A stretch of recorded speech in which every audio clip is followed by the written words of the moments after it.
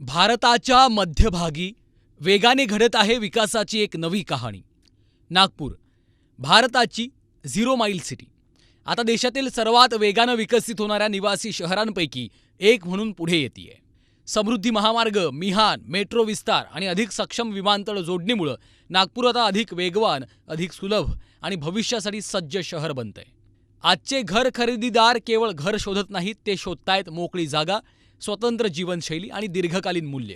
याच बदलत्या अपेक्षा लक्षात घेऊन भारतातील अग्रगण्य स्थावर मालमत्ता विकासकांपैकी एक असलेल्या गोदरेज प्रॉपर्टीजनं नागपूरमध्ये फॉरेस्ट इस्टेट हा निसर्गाच्या सानिध्यात उभारलेला नियोजनबद्ध भूखंड प्रकल्प साकारलाय.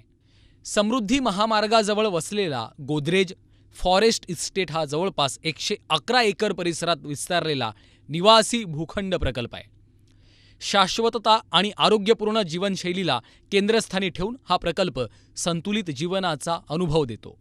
गोदरेज प्रॉपर्टीज के नाम में ही आश्वासन है, बट मैं बोलना चाहूँगा इस प्रोजेक्ट में हमने बहुत सारे एमिनिटीज़ दिए हैं, दो क्लब हाउसेज दिए हैं, जॉगिंग ट्रैक, साइकिलिंग ट्रैक, सब कुछ दिया है. और उसके साथ में हमने एक 70,000 से ज़्यादा हमने ट्रीज़ को प्लांट किया है, जिसको हम मियावाकी टेक्नोलॉजी बोलते हैं. उससे हमने करके इसको फॉरेस्ट बनाया है ऐसे, और इसलिए इस प्रोजेक्ट का नाम फॉरेस्ट इस्टेट है.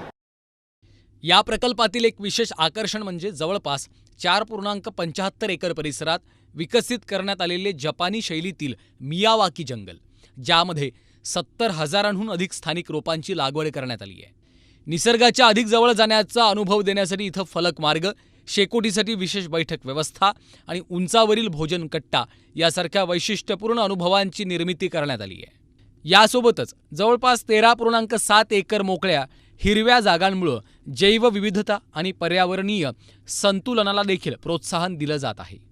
यंदा गोदरेज प्रॉपर्टीज आपल्या शुभ आरंभ या विशेष हस्तांतरण उपक्रमाला पहिल्यांदाच नागपूरमध्ये घेऊन आलं असून 500हून अधिक भूखंडांचं हस्तांतरण करण्यात आलं. आज नागपूरकडे केवळ महाराष्ट्रातूनच नाही तर शेजारच्या राज्यातील प्लॉट खरेदीदारांचं देखील मोठ्या प्रमाणात लक्ष वेधलंय.